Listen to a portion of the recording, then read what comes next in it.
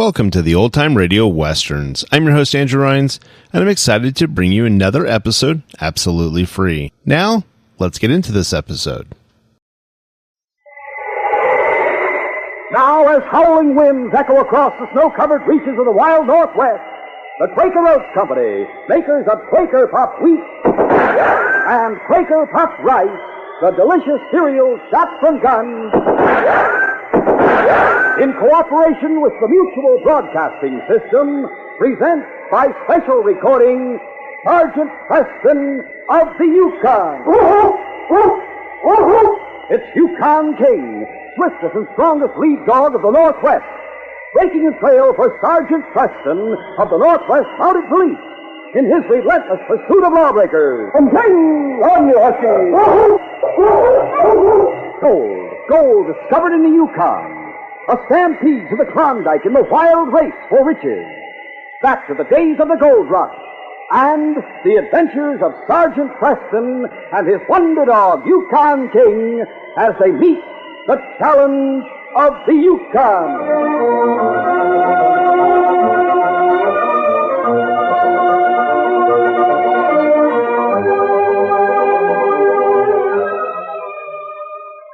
Our adventure will begin in just a moment.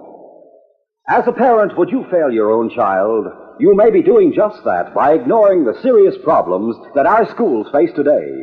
Overcrowding to the point where students must share desks and books, attend only half-day sessions, not enough teachers. With the school population growing by 1 million every year, what will the situation be in 10 years?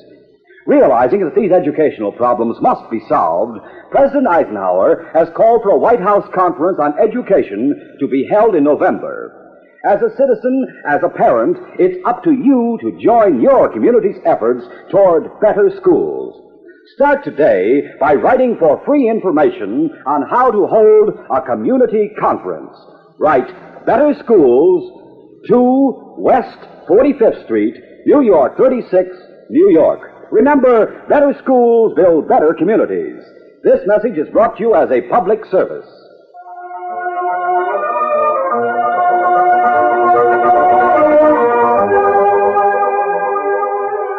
At headquarters in Dawson, Sergeant Preston stood by as Inspector Conrad traced a route on a large wall map with his index finger.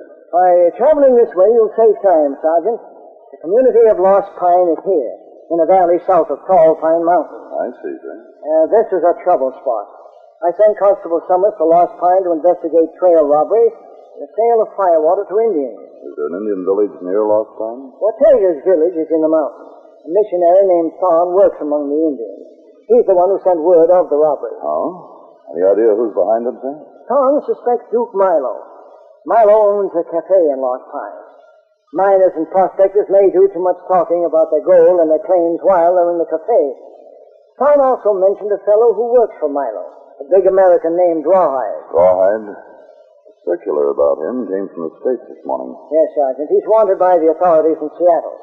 Unfortunately, Constable Summers knows nothing about Rawhide's criminal record. Rawhide may be responsible for those trail robberies. Precisely.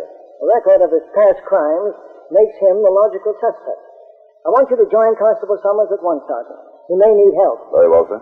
Summers has a brother named Gary living near Lost Pine. If you have any difficulty locating the constable, his brother Gary may be able to tell you where to find him. I'll start at once, Inspector. Meanwhile, in the town of Lost Pine, Constable Summers was with his brother Gary in the office behind Duke Milo's cafe. It was a large room.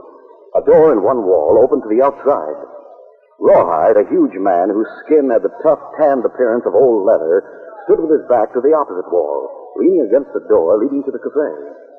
As Duke Milo listened to Constable Summers, he brushed an imaginary speck of dust from his impeccably tailored coat. Milo, I have proof that you and Rawhide are behind the robberies and killings going on around here. What kind of proof, Constable? The statement of a prospector that Rawhide shot and left for dead after he robbed him. A prospector named Rawhide? That's right. I've already been to Rawhide's cabin where I found this. The pouch of gold stolen from the murdered man. Looks like that puts a noose around Rawhide's neck.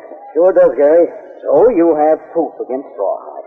Oh, that doesn't mean you have anything on me. Well, oh, you dirty double-crosser, you'd throw me to the law, would you? I won't take all the blame. You're the one who tips me off. You tell me who's carrying the gold. I split for the gift with you. Shut up, Rawhide. So that's how you two work. Man comes to the cafe, he eats well, has a few drinks, and he talks.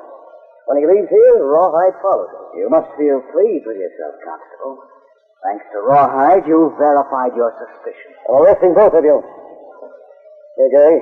Put these handcuffs on him. Sure thing, Jack. You've taken a big chance, Constable. You're a long way from Dawson. Here in Lost Pine, I make my own law. Jack, here's the gun. Don't be a fool, Milo. Shooting me won't save you. Yes, it will. Dirty killer. The next Mountie who comes after you will take you in for murder. Don't move, Gary. Rawhide, see if he's dead. Yeah, sure. Yeah, you got him, Milo. He's dead, all right.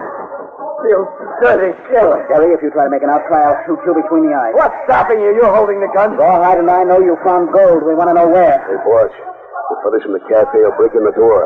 What do we do about the Mountie's body? Put it in the closet. And we'll crease Gary's head with a gun barrel to keep him quiet. We'll put him in the closet, too.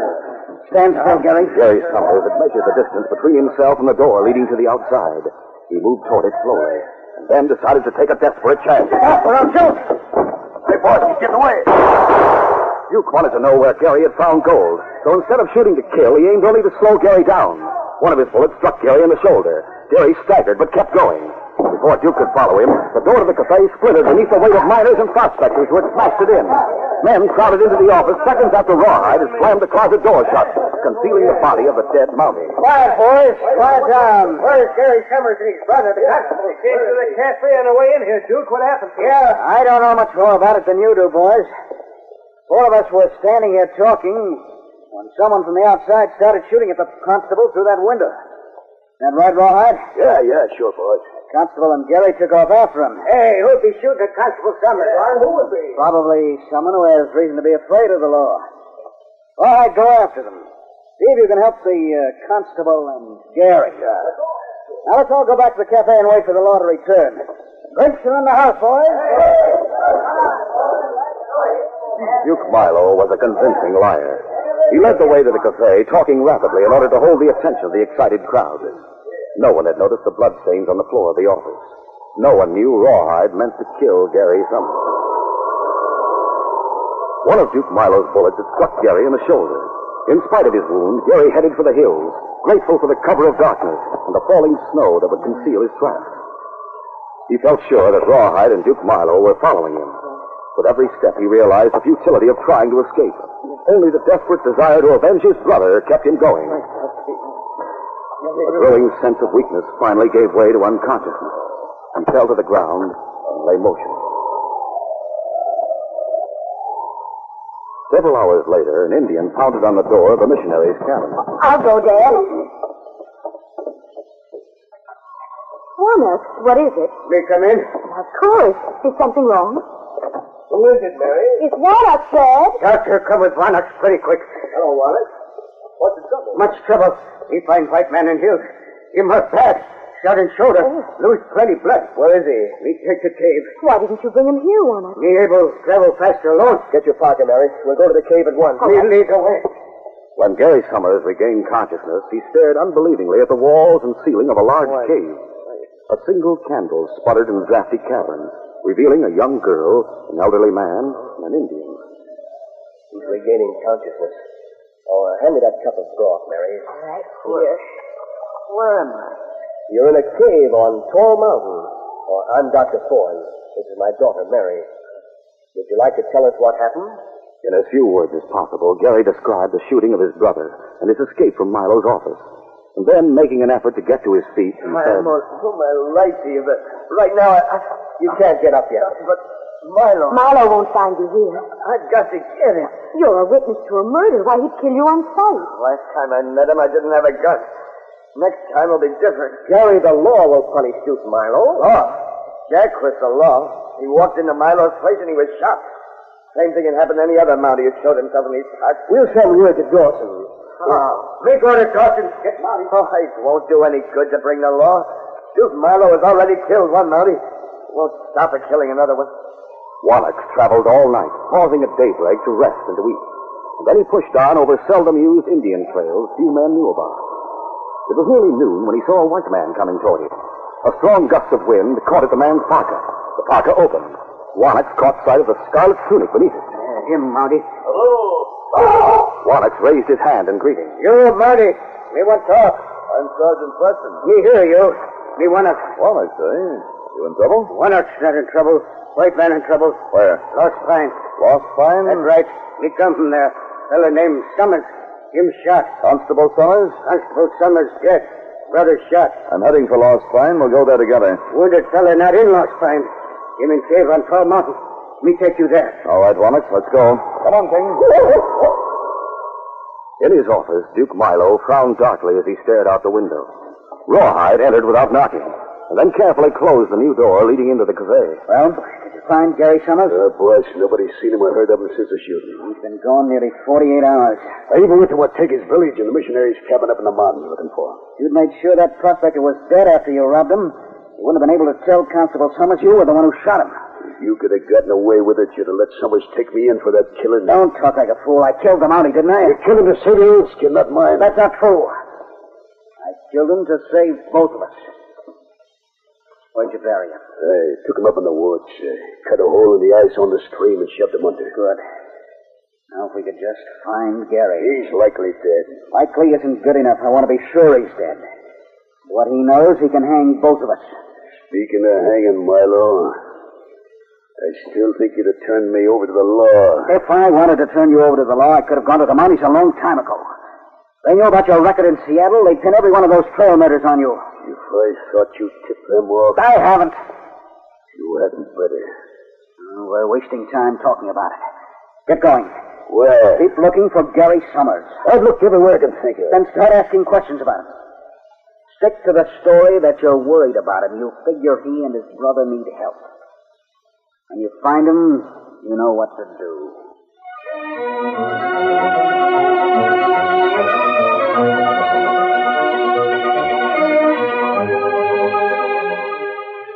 We'll continue our adventure in just a moment. You should have been at the ball game today. I saw 3 home runs. And guess what? I got one of the home run balls.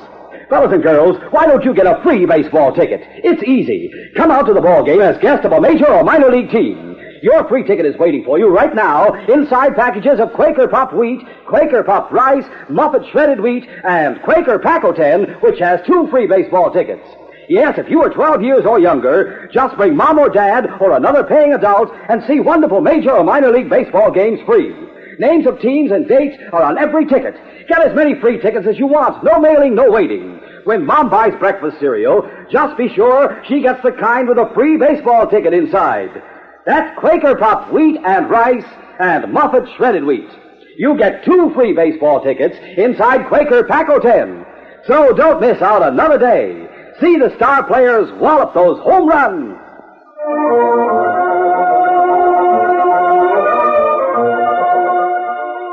Now to continue. Rawhide's inquiries were no more rewarding than his search. When he returned to the cafe that night, he was forced to admit that he had learned nothing. I'll try again tomorrow, boss. He couldn't have just disappeared. We've got to find him. The next morning, Dr. Thorne went to Lost Pine for supplies. He bought what he needed in the trading post, and then loaded the purchases on his sled. He was about to start the trip back to the mountain when he saw Rawhide coming from the cafe. As Rawhide walked down the street, a young Indian named Maytak brought his dogs to a halt and hurried after the big man. Dr. Thorne saw the 2 men meet and walk through the gate of the lumberyard. Their guarded and furtive manner aroused his suspicions. Deciding to investigate, he followed them. By taking a position beside a high stack of lumber and firewood, the missionary could hear Rawhide and Maytak talking. He listened to the conversation. You look for a white man named Gary Summers. What about it? Me see him. Where? You give Maytak gold, plenty firewood, and Maytak talk. Summers in your village? You already looking, Billy, in that there. How do I know you're telling the truth? Me see Summers, fella. Him hurt. Him hide so you and Milo not find him. Me follow girl named Thorne. He go place for a fella hide. Well, where is he? Speak up. You pay Maytak. Maytak tell. All right. You tell Milo your story. He'll pay you plenty. Come on. Great Scott. Maytak followed Mary to the cave. Realizing Gary's danger, Dr. Thorne hurried back to his sled. For the first time in his life, the kindly missionary used a whip on his dog. Marshal! The startled team took off at a fast pace. With the whip cracking a scant 2 inches from their ears, they raced for Tall Mountain. Marshal!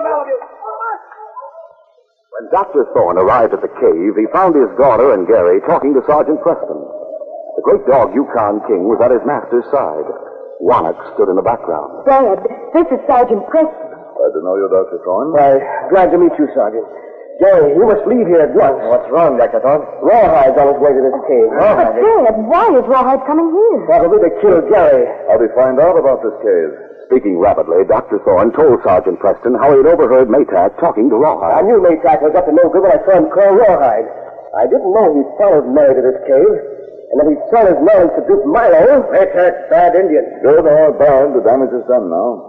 Dr. Thorne, do you have a gun? Of course not, Sergeant. I've never had need of firearms. Oh. What about you, Gary? I'm not armed either, Sergeant. But if you lend me your revolver, I'd like a showdown with Rawhide. I have a score to settle with that yellow skunk and his murdering boss. You can best settle that score by staying alive. As an eyewitness to a murder, your testimony will hang Duke Milo. We're to leave King here to guard you. Where are you going? To meet Rawhide. But Sergeant Preston, how would you know Rawhide? You've never seen him. I've seen a picture of him just before I left Dawson. You'll stay here, boy. King, you're going to stand guard. Sorry, fellow, but you may be needed here. He wants to go with you, Sergeant. He understands why I'm leaving him. He'll sound a warning if anyone approaches the cave, and after that, he'll guard you with his life. Me at night. Me got him, too. That's fine, Wannock. You and King will work together. Stay with Gary, King. Understand? Good boy. Be careful, Sergeant Preston. Yes, Rawhide's dangerous. My fight, Sergeant Preston.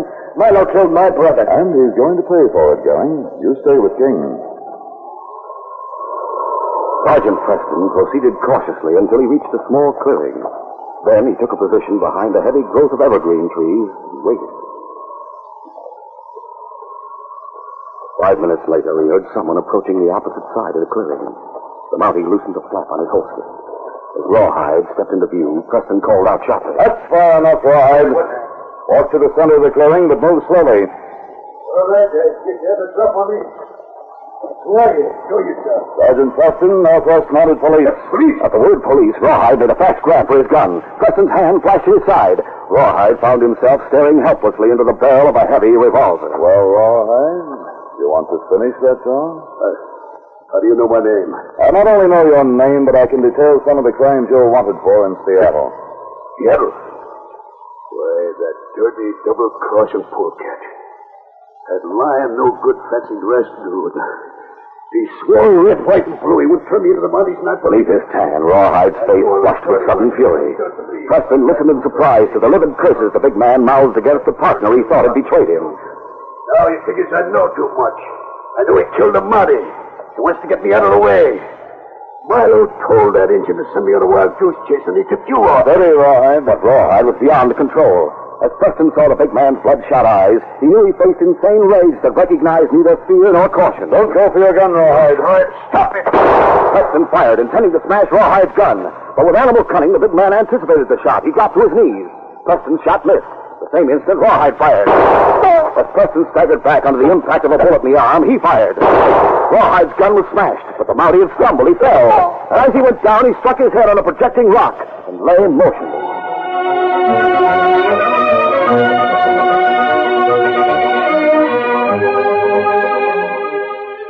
We'll continue our adventure in just a moment. Say, why aren't you fellas and girls out at the ballpark these days, watching those home runs walloped into the grandstands, eating peanuts, popcorn, and hot dogs? Come out to the ball game as guest of a major or minor league team. All over the country, kids 12 years or younger are seeing major or minor league games free. All you do is bring mom or dad or another paying adult, and you get your free baseball ticket immediately inside packages of Quaker Puffed wheat, Quaker Puffed rice, and Muffet shredded wheat. You'll find 2 free baseball tickets inside Quaker Paco 10. Names of teams and dates are on every ticket. So be guest of your favorite team at the ballpark. Rush to the store with your mom and grab free baseball ticket packages of Quaker Puffed wheat or rice, Muffet shredded wheat, or Quaker Paco 10, which has 2 free tickets. The more packages of these delicious Quaker cereals you get, the more free baseball tickets you get.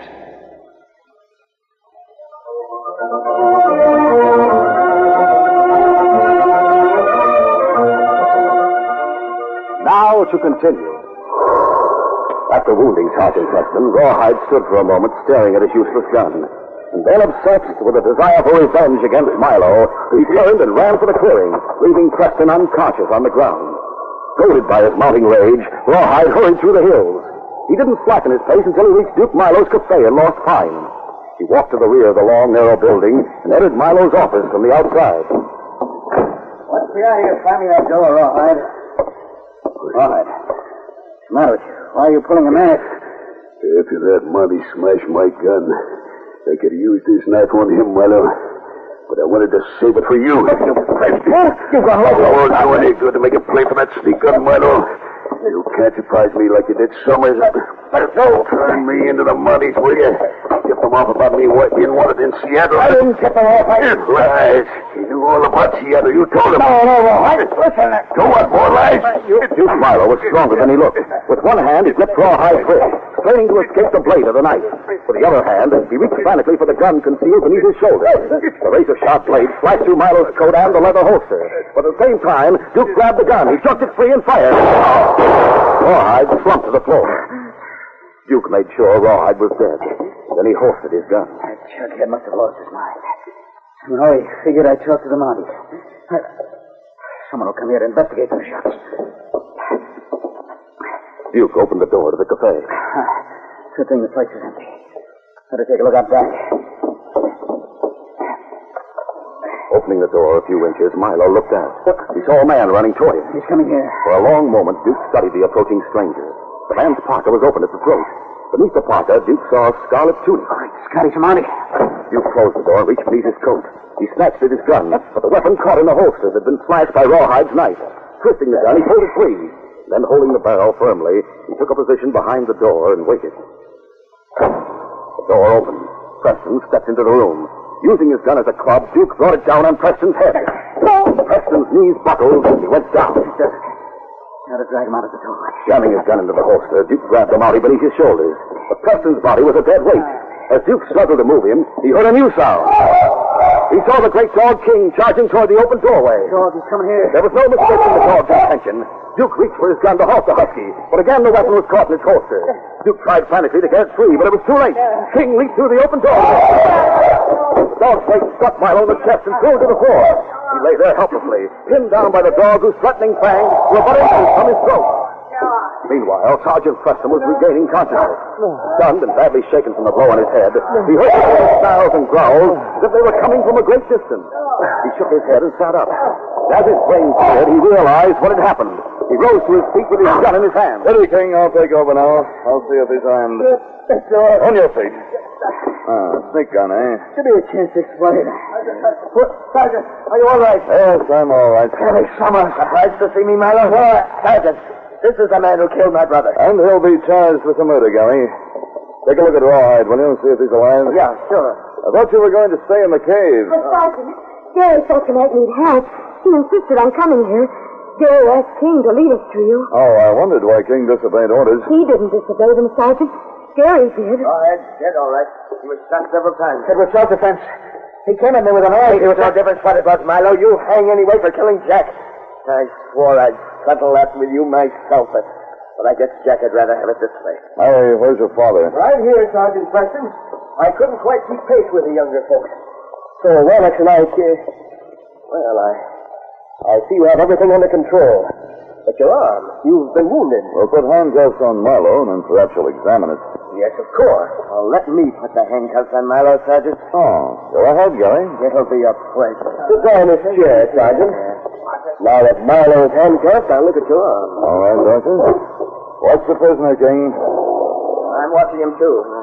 Hope he tries to escape. Sergeant, how soon you start for Dawson? As soon as my arm is bandaged, Lennox. Why? Me like go with you. Help guard prisoners. We'll both go with him, Lennox. But King is really all the help Sergeant Preston needs. Ah, him fine dog. Lennox, how about helping me?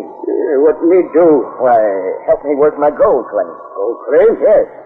I'm going to give you a share of it. Why do you do that? Because you've done plenty for me. I'd like to do something for you. You'll be a rich man, Lennox. Yeah, maybe get gold enough to build school and village. That's a splendid idea. Is it a deal, Lennox? Yeah, it's a deal. You know, even though we've no proof Milo so far wanted with the Indians, I'm sure that problem is solved now that he's out of circulation and Rawhide is dead. I'll take his body to Dawson, and we'll notify the authorities in Seattle. Well, what about this wound, Dr. Only a flesh wound, Sergeant. Oh, good. I'm anxious to start for Dawson as soon as possible and report to the inspectors that this case is closed.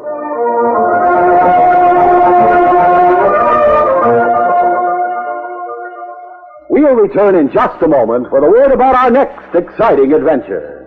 Young America keeps its musical knowledge up to date by listening to Phonorama Time, starring Johnny Desmond. Every Saturday, Johnny presents a roundup of the platters that are making musical history from coast to coast. In addition, he brings such outstanding big-name guests as Teresa Brewer, the Fontaine Sisters, and Bill Haley's Comet. Guest disc jockeys from every section of the country appear regularly to report to listeners on the top tunes in each of their hometown areas. And interesting teenagers appear on Phonorama Time to bring their viewpoints on what young America is thinking about and talking about in music and other fields as well. Everyone loves Johnny Desmond, and everyone loves his Phonorama Time show. So gather your friends and fellow music fans around this Saturday and every Saturday for the musical session you can't afford to miss. Phonorama Time, starring Johnny Desmond on Mutual over most of these stations.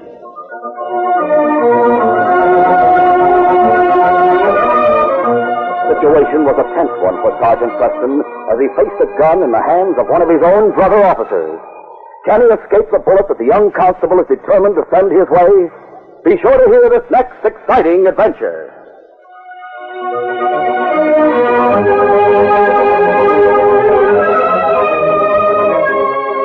These Sergeant Preston of the Yukon adventures are brought to you every Monday through Friday at this time by the Quaker Oats Company, makers of Quaker Puff Wheat and Quaker Puff Rice, the delicious cereals shot from guns.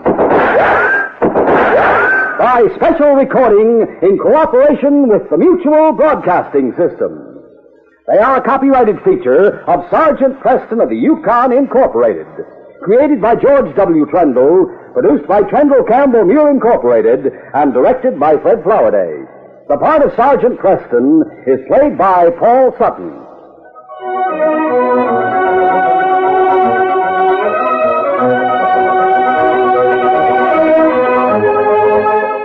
This is J. Michael wishing you goodbye, good luck, and good health from Quaker Puff Wheat and Quaker Puff Rice. So long. This is Mutual, Radio Network for all America.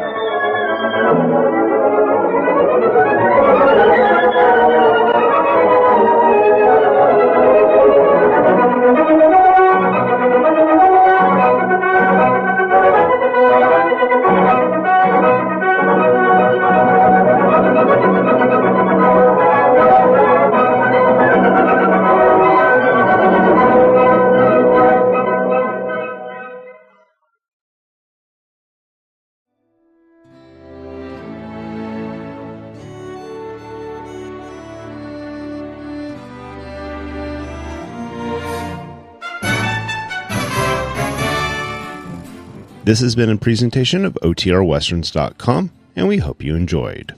Please take some time to like and rate our shows in your favorite podcast application. Follow us on Facebook by going to OTRWesterns.com/Facebook. Subscribe to our YouTube channel by going to OTRWesterns.com/YouTube. And send us an email, podcast@OTRWesterns.com. You can call and leave us a voicemail, 707-986-8739. This episode is copyright under the Attribution Non-Commercial Share-alike copyright. For more information, go to OTRWesterns.com/copyright. Have a great day, and thanks for listening.